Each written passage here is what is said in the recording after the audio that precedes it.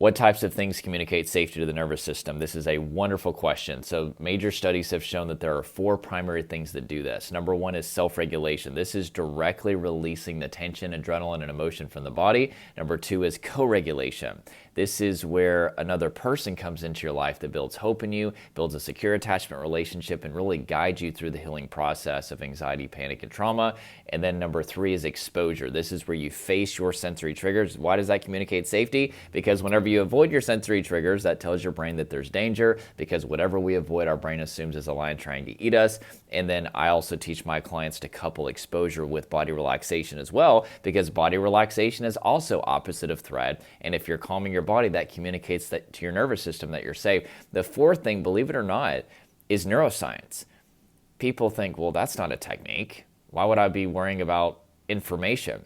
Well, whenever you experience anxiety, panic, and especially trauma symptoms like depersonalization, realization, time feeling, distorted memory issues, things like that, and you don't know why they're happening, your anxious brain fills in the blanks.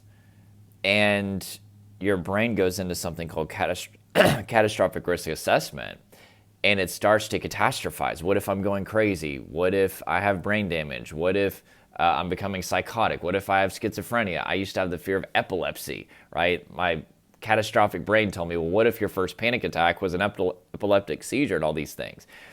And then you get online and there's a lot of misinformation. And so when you don't have a 21st century understanding of how your brain, body, and nervous system work, your catastrophic brain is going to fill in the blanks, and your brain is going to attach fear and these catastrophic outcomes to the symptoms. So now, not only is your nervous system super dysregulated and your body is full of tension, adrenaline, emotion, and it's hurting your life and all these things, but now you're just adding another layer of stress and resistance because of your brain associating these symptoms with something absolutely catastrophic and terrible. And so, believe it or not, getting the right neuroscience, understanding that your symptoms are uncomfortable, but they're not dangerous. They are actually biologically correct for the state of your body and nervous system. And then going through this process of renewing your mind to that, it's technically called cognitive restructuring. I do this with all of my clients, is so very important.